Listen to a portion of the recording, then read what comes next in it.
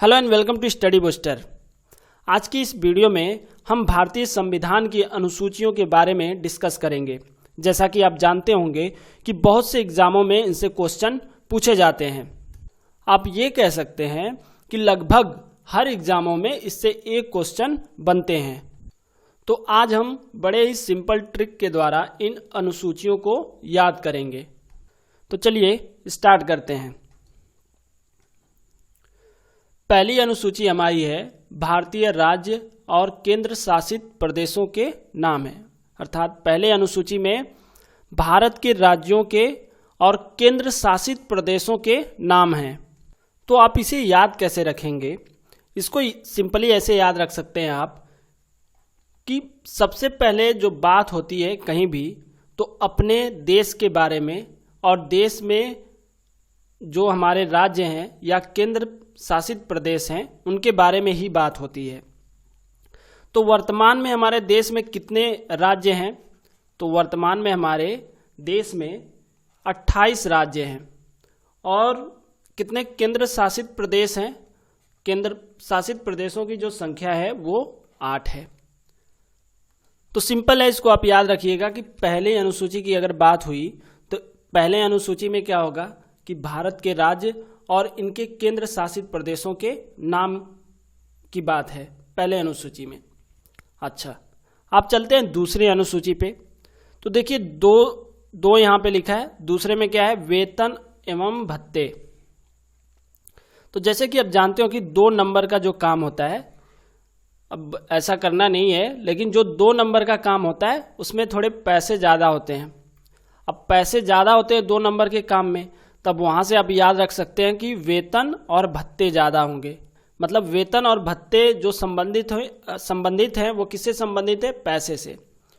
तो इसका तात्पर्य ये हुआ कि 2 नंबर से हमें क्या याद रखना है कि 2 नंबर के काम से हमें पैसे ज़्यादा मिलते हैं, और जहाँ पैसे की बात आ गई वहाँ पे वेतन और भत्ते हो गए। अब देखिए यहाँ पे कुछ इसके इम्पोर्टेंट पॉइंट हैं जिसे आपको याद रखना चाहिए। राष्ट्रपति, उपराष्ट्रपति, राज्यपाल, प्रधानमंत्री, मंत्री परिषद और सुप्रीम कोर्ट और हाई कोर्ट के जो जज होते हैं, विधान परिषद के जो मेंबर होते हैं, विधानसभा के जो मेंबर होते हैं, इत्यादि लोग, इनका जो वेतन होता है वो क्या करता है? संसद निर्धारित करता है। आपको इसे याद रखना है। क्वेश्चन ऐसे पूछ सकता है कि राष्ट्रपति का जो वेतन है वो कौन निर्धारित करता है? तो ऑप्शन आपको दे देगा, उसमें से हमारा कौन सा ऑप्शन सही होगा? संसद। अब यहाँ पे प्रधानमंत्री का वेतन कौन निर्धारित करता है? तो वहाँ भी हम आंसर देंगे संसद। लेकिन यहाँ से देखिए 2 पॉइंट को हमको बड़े अच्छे से याद रखना है।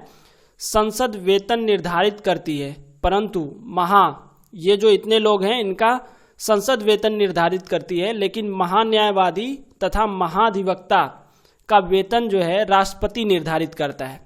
ये भी क्वेश्चन पूछ सकता है एग्जाम में कि महान्यायवादी और महाधिवक्ता का वेतन कौन निर्धारित करता है? तो राष्ट्रपति इनका वेतन निर्धारित करता है। आप सिंपली इसको ऐसे याद रखेंगे। तीसरी पॉइंट इसमें क्या याद रखना है कि वेतन भारत के संचित निधि से दिया जाता है। ठीक है, अब इतनी चीजों को इसमें याद रखेंगे। अब हम आते हैं अगले पे। अगली अनुसूची हमारी है 3। अब देखिए यहाँ पे लिखा है 3 और यहाँ पे शब्द भी कितने हैं? 3। तो इसे आप ऐसे याद रखेंगे कि शपथ जो हमारा शब्द है ये 3 अक्षरों का है, तो अनुसूची 3 में शपथ आएगा।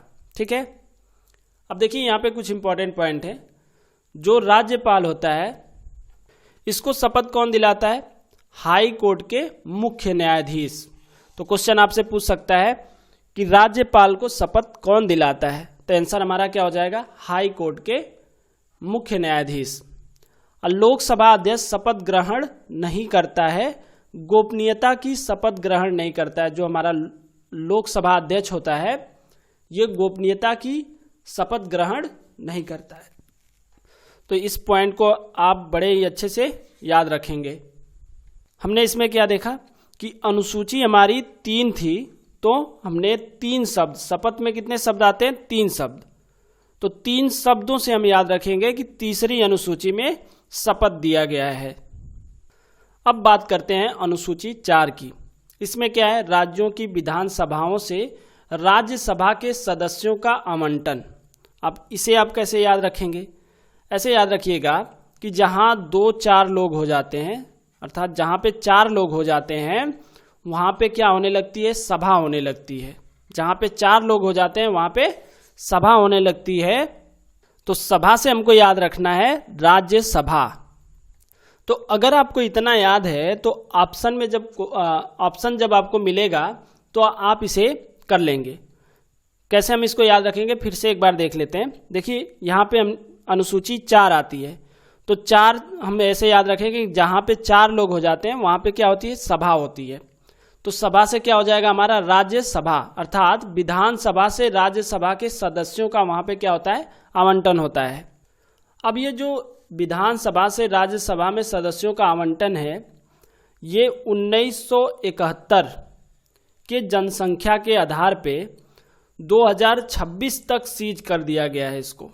मतलब 2026 तक इसमें कोई बदलाव नहीं किया जाएगा। अब अगली अनुसूची हमारी आती है 5 नंबर की। तो देखिए यहाँ पे क्या लिखा है? SC ST के लिए विशेष प्रावधान इस अनुसूची में दिया गया है। तो 5 हमारा कैसे बनता है? ऐसे बनता है। और यस कैसे बनता है? ऐसे। मतलब 5 और यस हमें देखने को एक जैसे मिलते हैं। तो हम इस प्रकार याद रखेंगे कि 5 से हमारा क्या हो जाएगा? यस। और यस से हम क्या याद रखेंगे? SC ST। तो अनुसूची 5 में क्या है? SC ST के लिए विशेष प्रावधान है। कैसे याद रखेंगे आप? 5 हमारा ऐसे बनता है और 5 के जैसे ही हम यस भी बनाते हैं। तो हम इस प्रकार से याद रखेंगे कि 5 से हमारा हो गया SC ST। अब बात करेंगे हम अनुसूची नंबर 6 की। तो इसे हम किस प्रकार से याद रखेंगे? यहाँ से देखिए इसमें लिखा है असम, मेघालय, त्रिपुरा, मिजोरम के जनजातियों को विशेष प्रशासनिक क्षेत्रों के लिए विशेष प्रावधान। तो देखिए असम ए हो गया हमारा, मेघालय यम हो गया, त्रिपुरा टी हो गया और मिजोरम यम हो गया। तो पहले तो आपको इसी को याद रखना है कि AM TM। अब इसे आप कैसे रिलेट करेंगे इस 6 से? तो आप ऐसे याद रखिए कि आपका जो कार्य शुरू होता है दिन का, अर्थात आपकी जो सुबह होती है 6 AM से, मतलब आपका दिन शुरू होता है। मेरा दिन 6 AM से सुबह में स्टार्ट होता है। तो 6 AM से हम क्या रखेंगे? AM, और हमें ये बाद में याद आ जाएगा TM। तो AM TM, 6 AM TM। ए से क्या हो गया? असम, यम से क्या हो गया? मेघालय, टी से क्या हो गया? त्रिपुरा, और यम से हमारा फिर से हो जाएगा मिजोरम। तो इस प्रकार आप इसे 6 वाले को भी याद रख सकते हैं। तो अनुसूची 6 को हम कैसे याद रखेंगे? हम ऐसे याद रखेंगे कि हमारा जो दिन शुरू होता है वो 6 AM से शुरू होता है। तो AM TM, तो यहाँ से असम, मेघालय, त्रिपुरा, मिजोरम। आशा करते हैं कि आपको ये समझ में आ गया होगा। अब हम देखते हैं अनुसूची नंबर 7। 7 में क्या है? केंद्र व राज्य के विधायी शक्तियों का बंटवारा। अब यहां से देखिए 7 का मतलब क्या हो जाएगा? साथ। ठीक है। अब किसका साथ चाहिए? केंद्र का और राज्य का। तो आप इसे इस प्रकार से याद रख सकते हैं। मैं फिर से एक बार रिपीट कर देता हूं। यहां से देखिए 7 को हम क्या समझ लेंगे? साथ। ठीक है। और साथ किसका चाहिए? केंद्र का और राज्य का। तो यहां से जब केंद्र और राज्य एक साथ आ जाएं तो आप ऐसे समझ लीजिएगा कि केंद्र और राज्य के विधायी शक्तियों का बंटवारा हो रहा है, अर्थात उनके शक्तियों का क्या हो रहा है? बंटवारा हो रहा है। तो ऐसे भी इसको आप कर सकते हैं कि साथ नहीं रहना चाहते हैं केंद्र और राज्य, मतलब उनके शक्तियों का क्या हो रहा है? बंटवारा हो रहा है। अब देखिए इसमें 3 सूचियां हैं। पहले को हम कहेंगे संघ सूची, राज्य सूची और समवर्ती सूची। संघ सूची पे कौन कानून बनाता है? इस पे केंद्र कानून बनाती है। राज्य सूची पर राज्य कानून बनाती है और समवर्ती सूची पर केंद्र और राज्य, सम मतलब समान, अर्थात ऐसे कानून जो दोनों केंद्र और राज्य दोनों बना सकते हैं उनको रखा जाता है समवर्ती सूची में। अब एग्जाम में यह भी क्वेश्चन पूछ लेता है कि संघ सूची में कितने विषय हैं। तो वर्तमान में संघ सूची में कुल 100 विषय हैं और पहले इसमें कितने विषय थे? 97। ठीक है। राज्य सूची में कितने विषय हैं? 61 विषय हैं और पहले इसमें कितने विषय थे? 66। 5 विषय कम कर दिया गया और इन 5 विषयों को समवर्ती सूची में डाल दिया गया। यहां से देखिए कि समवर्ती सूची में कितने विषय हैं? 52 विषय हैं। पहले कितने थे? 47 विषय थे। पहले 47 थे, 5 राज्य सूची में से जोड़ दिए गए किसमें? समवर्ती सूची में। तो अब हो गया ये 52 विषय। ठीक है। अब यहां से आप देख सकते हैं, ये बड़ा ही इंपॉर्टेंट क्वेश्चन है, इसे आप याद रखेंगे कि 42वां संविधान संशोधन 1976 5 विषयों को राज्य सूची से निकालकर समवर्ती सूची में डाल दिया गया। कौन सा संविधान संशोधन था? 42वां संविधान संशोधन 1976। अब इसमें कौन कौन से विषय डाले गए? शिक्षा हो गया, वन हो गया, वन्य जीव संरक्षण हो गया, यहाँ पे ये तौल होगा, तौल तथा माप, जनसंख्या नियंत्रण। तो इतने विषयों को क्या किया गया? इसको निकाला गया कहाँ से? राज्य सूची से, और इसको समवर्ती सूची में डाल दिया गया। आप बड़े ही अच्छे से इनका नाम याद रखेंगे: शिक्षा, वन, वन्य जीव संरक्षण, तौल तथा माप, जनसंख्या नियंत्रण। तो इतनी चीजों को आपको एकदम रट जाना है। ठीक है। 7 से हम क्या याद रखेंगे? 7 किसका? केंद्र का और राज्य का। और इसमें 3 सूचियां हैं। संघ सूची पे केंद्र कानून बनाती है और इसमें 100 विषय हैं। राज्य सूची पर राज्य कानून बनाती है, 61 विषय हैं। समवर्ती सूची पे केंद्र और राज्य दोनों कानून बनाते हैं, इसमें 52 विषय हैं। और 42वां संविधान संशोधन 1976 में 5 विषयों को राज्य सूची से निकाल के किसमें डाल दिया गया? समवर्ती सूची में डाल दिया गया। वो विषय कौन कौन से थे? शिक्षा था, वन जीव संरक्षण, तौल तथा माप, जनसंख्या नियंत्रण। और यहां से संघ सूची के कुछ महत्वपूर्ण विषय हैं, जैसे प्रतिरक्षा, सैन्य बल, परमाणु शक्ति, खनिज, सीबीआई, विदेशी मामले, संयुक्त राष्ट्र संघ, विदेशी संधियां और समझौते, युद्ध तथा शक्तियां। इस प्रकार ये जितने हैं आप इसे स्वयं से पढ़ लीजिएगा। और ये देखिए, ये कुछ इम्पॉर्टेंट हैं। तो ये जैसे यहाँ पे हमारा हो गया रेलवे, समाचार पत्र। वैसे तो इम्पॉर्टेंट सब है, इसमें से कुछ भी क्वेश्चन पूछ सकता है। अब क्वेश्चन कैसे पूछेगा? जैसे आपको ऐसे पूछ सकता है कि निम्नलिखित में से कौन सा संघ सूची में आएगा, और 4 ऑप्शन दे देगा। ऐसे मान लीजिए कि 4 ऑप्शन दे देगा। सपोज करिए कि यहाँ पे कोई दूसरा ऑप्शन दे देता है और ये 3 ऑप्शन दे देता है, और क्वेश्चन पूछता है आपसे कि संघ निम्नलिखित में से कौन से संघ सूची में नहीं है। यह भी पूछ सकता है कि संघ सूची में नहीं है। तो आप जो यहाँ पे मान लीजिए कोई दूसरा ऑप्शन होगा, तो आपको अगर ये पता है कि वायु मार्ग, डाक, विदेशी मुद्रा, ये किस में आता है? संघ सूची में आता है। और चौथा ऑप्शन हमारा नहीं आएगा, तो वहाँ पे हम ट्रिक लगा देंगे। तो ये आप इसे भी याद रखने का प्रयास करिएगा। राज्य सूची के भी यहाँ पे कुछ इंपॉर्टेंट विषय हैं, उसे भी आप याद रखेंगे। और उसी प्रकार यहाँ पे हमारे संघ सूची के भी कुछ इंपॉर्टेंट विषय हैं, इन्हें भी आपको याद रखना है। तो आप इसका स्क्रीनशॉट ले सकते हैं, या आप अगर इसका PDF डाउनलोड करना चाहते हैं तो आप हमारे टेलीग्राम चैनल से जुड़ सकते हैं, जिसका लिंक इस वीडियो के डिस्क्रिप्शन में आपको मिल जाएगा। वहाँ पे जाके आप इस वीडियो की PDF डाउनलोड कर सकते हैं। अब आती है हमारी अनुसूची नंबर 8। इसमें क्या है? ये अनुसूची जो है वो भाषा से संबंधित है। इसे आप किस प्रकार से याद रखेंगे? देखिए, अभी पीछे हमने अनुसूची 7 पढ़ी, 7 से हमें 7 समझ में आया। जो हमने अनुसूची 7 पढ़ी, उसमें 7 से हमको क्या समझना है? साथ। और साथ कब किसी का मिलता है? जब हम भाषा अच्छी यूज करते हैं तब। तो इस प्रकार आप याद रखेंगे कि साथ में आ गया साथ से केंद्र और राज्य का साथ। तो साथ कब मिलेगा? जब भाषा यूज अच्छी होगी, उस टाइम हमें साथ मिलेगा। तो अनुसूची 8 में भाषा है, तो 7 से 7 और 8 भाषा। ठीक है। अब देखिए, जब हमारा संविधान बना, उस टाइम हमारे संविधान में कुल 14 भाषाएं थी। आप यहाँ से देख सकते हैं, ये जितना यहाँ पे लिखा गया है ये 14 भाषाएं उस टाइम जब हमारा संविधान बना उस टाइम थी, लेकिन अब इस टाइम कुल मिला के 22 भाषाएं हो चुकी हैं।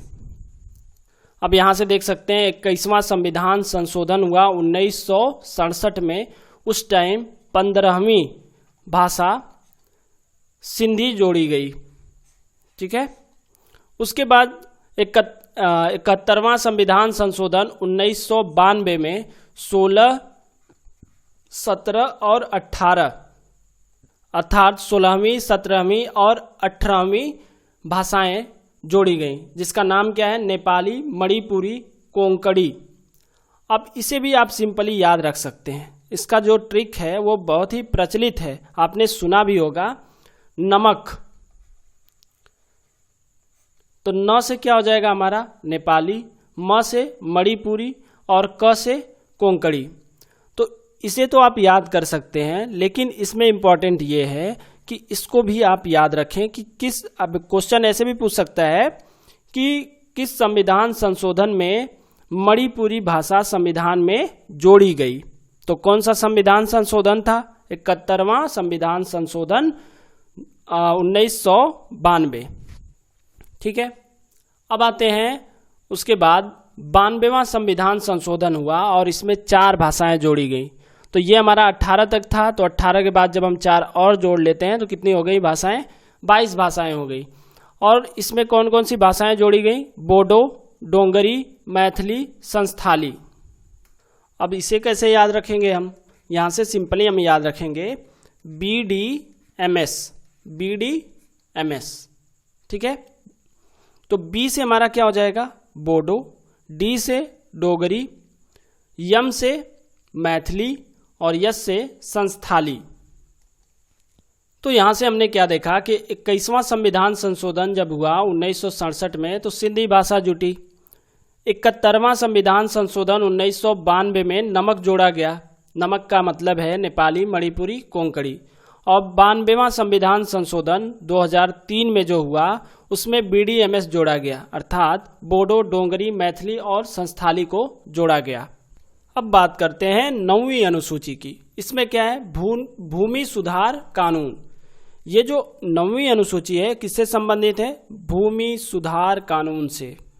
अब इसे हम किस प्रकार से याद रखेंगे, पहले इसकी हम एक कहानी सुन लेते हैं। देखिए क्या होता है कि जब हमारा देश 1947 में आज़ाद होता है, उस टाइम जो जमींदार होते हैं उनके पास बहुत ज़्यादा ज़मीन होती हैं, जबकि जो हमारे किसान होते हैं उनके पास ज़मीन कम होती है।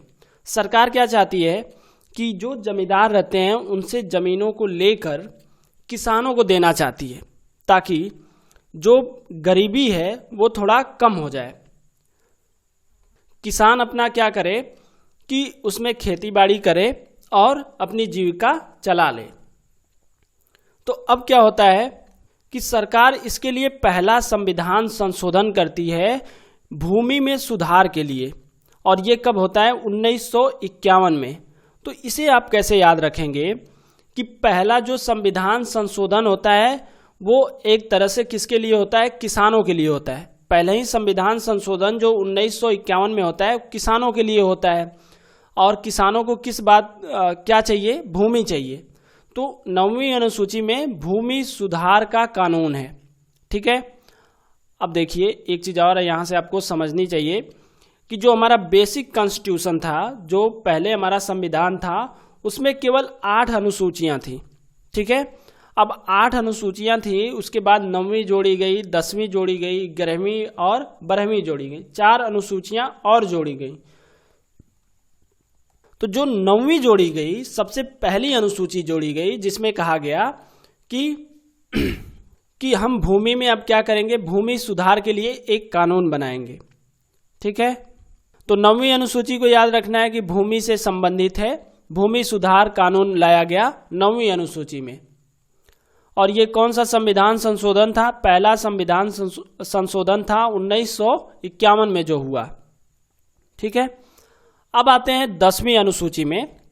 10वीं अनुसूची में क्या हुआ, अब 10 को कैसे याद रखेंगे, देखिए द से दल बदल और द से दस, द से दल बदल और द से 10।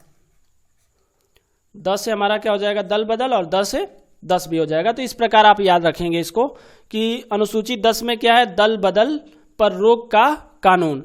अब पहले क्या होता था कि जैसे मान लीजिए कि एक पार्टी ए है और दूसरी पार्टी बी है। ये पार्टी जो अभी जैसे आप भाजपा देख सकते हैं, समाजवादी पार्टी, इस तरह की जितनी भी पार्टियां हैं आप देख सकते हैं। तो वैसे हम मान लेते हैं कि एक पार्टी ए थी और एक पार्टी बी थी। अब क्या हुआ कि यहाँ पे मान लीजिए इसमें कई लोग हैं इस पार्टी में जो चुनाव लड़ते हैं। अब ये आदमी क्या करता है, ए से चुनाव जीत जाता है। जब पार्टी ए से लड़ता है तो ये चुनाव जीत जाता है, और ये जीतने के बाद क्या करता था कि ये बी में आ जाता था, मतलब वो अपना दल क्या करता था, बदल लेता था। तो इसको जब राजीव गांधी ने देखा तो इस पे उन्होंने एक कानून बनाया जो 52वां संविधान संशोधन 1985 में जोड़ा गया, और इसमें कहा गया कि अब आप दल बदल नहीं कर सकते हैं। अगर आप दल बदल करते हैं तो आपकी सदस्यता को समाप्त कर दिया जाएगा। तो आप कैसे इसको याद रखेंगे, 10 से 10 और 10 से दल बदल। तो आशा करते हैं इतनी चीजें आपको समझ में आ गई होंगी। अब देखिए यहां से आती है हमारी 11वीं अनुसूची, जिसमें क्या कहा गया, पंचायती राज को संवैधानिक दर्जा मिला। ठीक है, और पंचायती राज में मतलब पंचायत में कुल कितने विषय हैं, ये भी क्वेश्चन पूछता है एग्जाम में। तो पंचायत में कुल 29 विषय हैं, ठीक है, जिसपे पंचायत कार्य करती है। और 73वां संविधान संशोधन 1992 में इसको हमारे संविधान में जोड़ा गया, अर्थात अनुसूची 11 में इसको जोड़ा गया। और उस टाइम हमारे पीएम कौन थे, पीवी नरसिम्हा राव। तो इतनी चीजों को इसमें आपको याद रखना है। अब 12वीं अनुसूची में क्या था, ये नगर पालिका से संबंधित थी। ठीक है, नगर पालिका को संवैधानिक दर्जा मिला, मतलब संविधान में इसको दर्जा मिला। इसमें कुल 18 विषय होते हैं, और इसको 74वां संविधान संशोधन 1992 में इसको भी जोड़ा गया। तो आप इन दोनों पॉइंट को भी याद रखेंगे, क्योंकि इनसे भी क्वेश्चन पूछ लेता है। अब देखिए, आप जब इसको याद करने बैठे हैं तो इसको आप 2 पार्ट में बांट लीजिए। पहले तो अनुसूची 1 से लगा के 8 तक, और दूसरा 9 से लगा के 9, 10, 11 और 12, क्योंकि ये बाद में जोड़ी गई। और बेसिक कॉन्स्टिट्यूशन में, मतलब जब हमारा संविधान बना उस टाइम तक हमारे संविधान में 8 अनुसूचियां थीं। ठीक है, तो एक बार हम थोड़ा इसको फिर से रिवाइज कर लेते हैं। देखिए पहले में क्या था, सबसे पहले हम बात करेंगे अपने देश के, राज्य के और केंद्र शासित प्रदेश के। तो ऐसे आप पहले को याद रखेंगे। दूसरे में क्या, 2 नंबर का जो काम होता है उसमें हमें पैसा अधिक मिलता है। तो पैसा से क्या हमारा है, वेतन और भत्ते, वेतन और भत्ते। तीसरा क्या है कि 3 अक्षरों से एक शब्द बना था जिसका क्या नाम था, शपथ। तो इसमें शपथ था। चौथे में क्या था कि जहां पे 4 लोग इकट्ठा हो जाते हैं वहां पे सभा होने लगती है। तो सभा से हम क्या याद रखेंगे, राज्यसभा। तो राज्य की विधानसभा जो होती है वो उनका राज्यसभा में आवंटन होता है। राज्य की विधानसभाओं से राज्यसभा के सदस्यों का आवंटन होता है। अब उसके बाद क्या था, 5वीं अनुसूची थी। 5 से हम क्या रखने, ऐसे जो 5 हमारा बना है, 5 से हमारा यस भी बनता है। तो यस से हमारा यससी और यसटी, इसको विशेष दर्जा मिला है। अब अगली अनुसूची क्या थी हमारे, 6। तो 6 से हम 6 AM से हमारा दिन शुरू होता है। तो AM TM, AM और TM, असम और मेघालय, त्रिपुरा, मिजोरम। ठीक है, इनको विशेष दर्जा दिया गया है। यहाँ की जनजातियों को विशेष दर्जा दिया गया है। अब अगली अनुसूची 7। 7 से हमें क्या याद रखना था, 7। ठीक है, 7 किसका चाहिए, केंद्र का और राज्य का, केंद्र का और राज्य का। तो केंद्र और राज्य के शक्तियों का बंटवारा हुआ है, वो किसमें है, अनुसूची नंबर 7 में। उसके बाद क्या आता है, 8। 8 नंबर पे क्या आता है, अब देखिए जब 7 केंद्र का और राज्य का कब मिलेगा, जब हम भाषा का अच्छा यूज करेंगे। तो 8वें में क्या है हमारा, भाषा है। तो ये हमारे बेसिक कॉन्स्टिट्यूशन का, जो हमारा संविधान जब बना उस टाइम, ये इतना आप सिंपली इस प्रकार से याद रख सकते हैं। अब 9 से जब आप याद रखिएगा इसको, तो 9वें में क्या आ गया, भूमि सुधार कानून, ठीक है। 10 से क्या हो जाएगा, दल बदल। 11 में क्या था हमारा, पंचायत को संवैधानिक दर्जा मिला था। और 12 तो आप यहाँ पे देख सकते हैं कि नगर पालिका को संवैधानिक दर्जा मिला। तो ये था हमारे वीडियो का अंत। अगर अभी तक आपने हमारे चैनल को सब्सक्राइब नहीं किया है तो चैनल को सब्सक्राइब कर लीजिए। वीडियो अगर आपको पसंद आई हो तो लाइक करिए और आगे शेयर करिएगा। इस वीडियो की हम क्या करेंगे, पीडीएफ को टेलीग्राम चैनल पे डाल देंगे, जिसका लिंक इस वीडियो के डिस्क्रिप्शन में है। आप वहां से जाके इसकी पीडीएफ को डाउनलोड कर सकते हैं। और यदि आप चाहें तो हमें इंस्टाग्राम पे फॉलो कर सकते हैं, ट्विटर पे भी फॉलो कर सकते हैं, जिसका लिंक आपको इस वीडियो के डिस्क्रिप्शन में मिल जाएगा। तो वीडियो देखने के लिए आपका बहुत बहुत धन्यवाद। मिलते हैं आपसे अगली वीडियो में।